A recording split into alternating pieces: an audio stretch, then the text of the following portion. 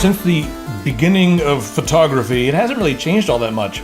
You still have three primary things: your ISO, your shutter speed, and your aperture. It's been like that ever since the old school film days, way back 100 years ago with the giant plates and stuff.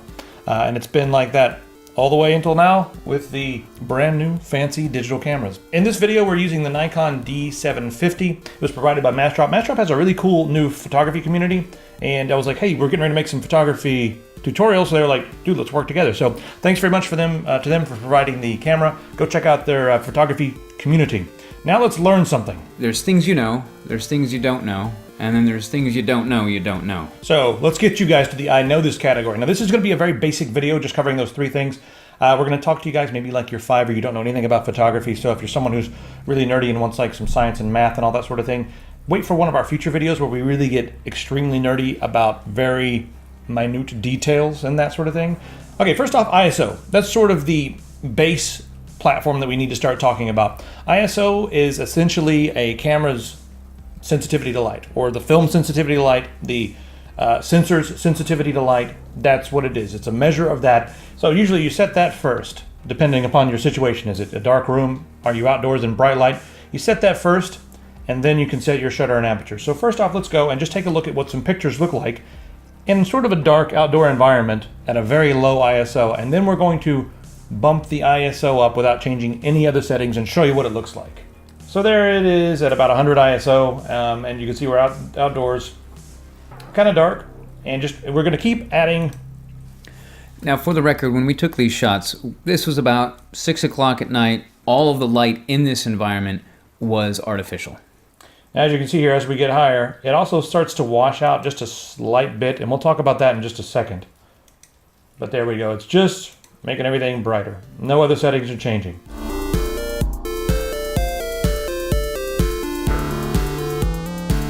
All right, you guys ready to see just what the different noise levels look like? And this is with the Nikon. This camera is kind of the god camera. It's one of the best cameras on the market for low light photography and videography. It's kind of ridiculous, and I don't expect I don't expect many other cameras to be able to compete as far as the low light performance goes and the nice noise that it produces, even at the higher ISO ratings. But let's go ahead and take a look. Go ahead and zoom in here and look around.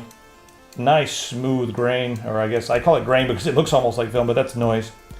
And then as you move up, a little bit more, a little bit more noise over here. It's always good to look in the blurry areas to see, because you can see the noise patterns. Moving right on up, 1600. Getting a little noisy, but this is unbelievably usable. Most cameras cannot touch this. Most cameras are going to be really, really grainy.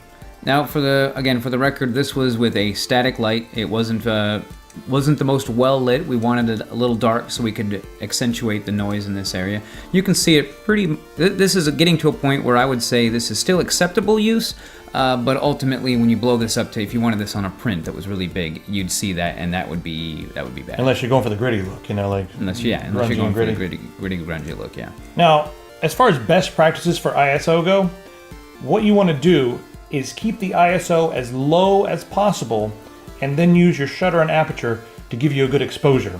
Keeping the ISO low will give you nice, smooth, rich colors and low noise.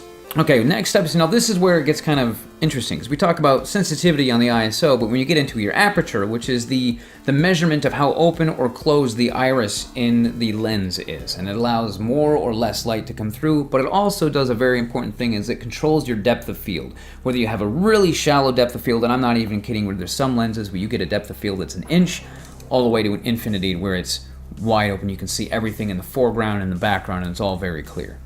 Most of your telephones out there that have a camera on it, you will get a very wide depth of field, meaning it's deep. You can see everything in the foreground, and everything in the background is also very in focus.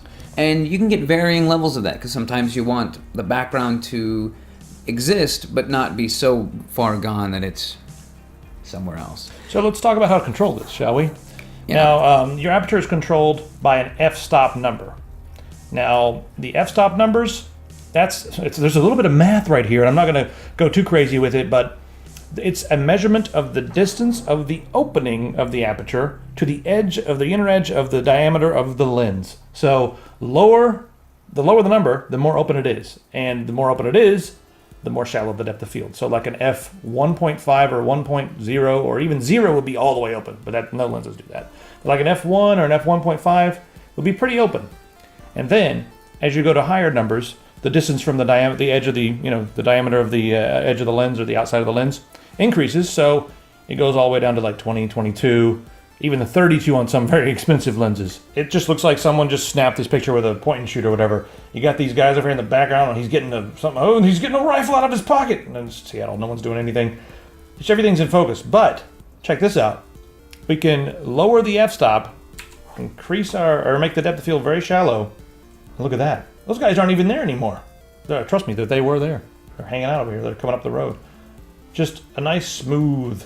Look at that background. It's amazing. And this is what we're talking about when you say you want to isolate your subject, if that's what you're going for. So in cases like this one here, the subject is isolated, the background is well out of focus, and it's got a nice colorful, it creates a backdrop. There's a backlighting to the subject, got forelighting. Ultimately, when you look at this image, you're going to be looking at the subject. You're not going to be looking at the bright colors in the background unless you're on acid. So let's go ahead and see what it looks like at a higher f-stop. And there we go, the higher f-stop. First thing I look at over here is like, what is that, a mail truck or something on the side? Then Might be a bread truck. Yeah, you read farmer's market and all this stuff, and you're like, oh, there just happens to be someone standing there. Well, looks just way more pro. And so that's a lower f-stop, higher f-stop. Flipping back and forth between these two, man, is messing me up. Because it's like, where is he? What's going on? But in this case here, you see where the person is, you see what's happening, and it changes the dynamic of the image. Speaking of changing the dynamic, let's look at a different subject. Here we have some tomatoes, right? This would be a really great shot for an ad for a grocery store. Now this is like a medium aperture, right? Let's go ahead and make the aperture, let's just open up the f-stop, really low number, like f1.4, and there you go. Now the subject is that one little thing of box of whatever those little tomatoes. Foreground's out of focus, background is beautiful and blurry. All your focus is right there. And this is a very open aperture. Here's just some other examples, just showing like how shallow it is when you're, shooting things that are close. That's how blurry you can make the background at low f-stops. This image is barely usable. Just a tiny bit of that meat is in focus. The rest of it's just a mystery. Happens to be a boar, but you would never know it. Look at that. Do you want to put that in your mouth? No. What are you being crabby for? With this camera, we can easily see all the different moving parts and see how the shutter works. So right now we're going to show you guys what a really slow shutter looks like. As you can see there, when you hit the shutter button, it goes by. It's open for a long time. So your film or your sensor is being exposed to light for a long period of time, has a lot of time to soak it up. So when you kick the shutter up a little bit, you may miss it, so you might find 1 or 2 frames in this, because we're only shooting this at, 24 frames a second? So we shot it just at the right speed where you should just barely glimpse it, and it's gone. Yeah, it's so fast. So that's a fast shutter speed, which is what you'll probably be using if it's bright and sunny outside. You don't want your image to be overexposed or just blown out. So it's a super fast shutter speed, and it's over. That's it. And that's how the shutter works. Now let's talk about what it does. Now there's Kane hanging out. That's a decently fast shutter speed, fast enough to stop him. I was shaking my head for this photo, and we were just trying to show that this was high enough shutter speed that it stopped my face from becoming a giant blur like this. So when we slow it down, there we go. His head's moving back and forth. It's not fast enough to stop his motion. 1/400th of a second should generally stop human motion. So if somebody's running, it'll stop them mid-stride, and you'll be able to capture that image. If they're like, the Flash, you're not going to capture them at all because they can move faster than the speed of light. Yeah, now this camera, I believe, goes up to 1/4000th or maybe 1/8000th of a second. 1/4000. 1/4000th of a second. And that's really what you're going to need. 1/2000th, 1/4000th, somewhere in that range, anywhere between that. That will stop a hummingbird with its ridiculous speed flapping. That'll stop that. That'll stop like a cheetah, a snake strike. If you wanted airplane, to get an airplane, race car. If you wanted to capture a race car, water. Yeah, water droplets and all that sort of thing. Sometimes it's interesting to allow the shutter to stay open for a while when you see water. If you've ever seen one of those shots where the water looks like silk, they've left the shutter open for a long time.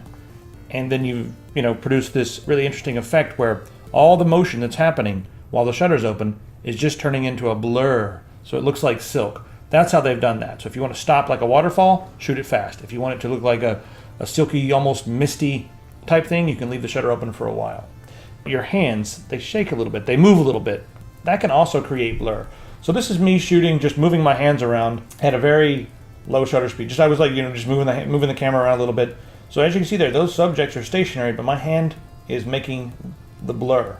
There again, I just like moved the camera way too much while the shutter was open. Again, people see this all the time. Like you go to a birthday party, it's dark inside, you take a bunch of pictures and you get back and they all look like this. Happens all the time. People are just like, why, man, why? Well, it's because your shutter speed was too slow because it was trying to compensate for the lack of light. Best practice for shutter speed, it really has to do with the combination of the other two elements in this. Your aperture, your ISO, and then it's what are you trying to take a picture of? So if you're trying to take a picture of, like the pomegranates, you need a higher shutter speed, just enough to stop your handshake from causing the motion blur. And then you need your aperture set probably wide open or relatively wide open to allow more light in. And then your ISO is going to be set at a level that allows the least amount of film grain or the least amount of noise. Digital noise, yeah.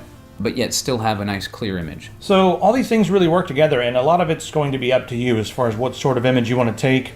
And you have a lot of power once you learn these three things. Now, some people are going to be overwhelmed and be like, oh man, I have to figure out every time I do a shot what I want the ISO and the shutter and the aperture. What the hell, man? F-stop, what the hell is that? Almost all modern cameras, they have a dial. The dial has M for manual mode, which is how we shot most of these pictures. Just put it on manual mode.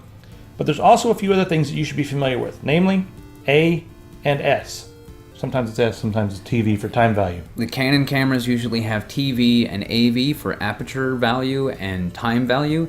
The Nikon here has A and S for aperture and shutter. Aperture value, you set it there, you adjust your ISO to where you want, and then you can set your aperture to wherever you want. So in this case, you want a really shallow depth of field. You set it for 1.4, 2.0, really shallow.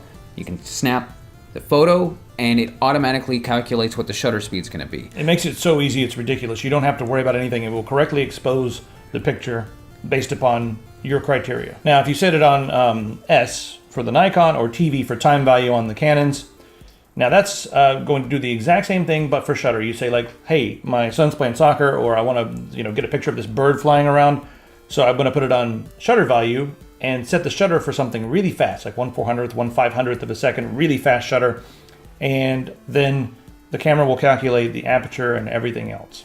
So that's how you can use the shutter. And also it's good if you want to I want to get like a nice blurry fluid motion, or you want to get some blur, you can set the shutter very low and then the camera will figure everything else out. So modern cameras make it really easy. On these old cameras, you just have two settings and you do it all yourself and that's it. So I hope this information has helped you, will help you in developing your photography skills.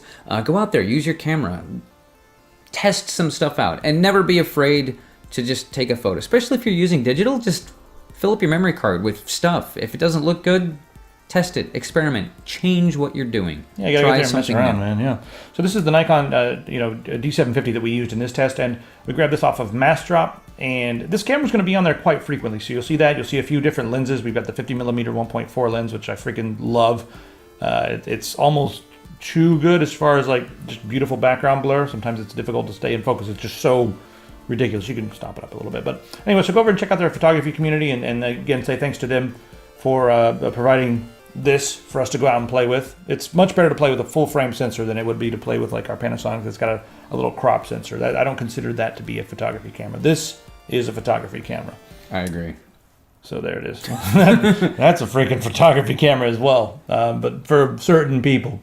Anyway, we do have a photography section on our community, and we're going to be doing more photography tutorials and getting quite a bit nerdier than this. I tried to just, like I said, keep this one kind of light as an introduction, but we're going to get scientific on some of these. So let us know what you want to see as far as camera and photography tutorials, and we'll see what we can do. Yeah, guys, just keep taking photos and come and post them on the forum. We've got a photography section there, and we can open up and critique and say, hey, this is good, that's bad. Or if you have a question of how can I make it look like this, I've got a photo that I've got, we can talk about how to make that happen. That's pretty much it. See you guys in the forum.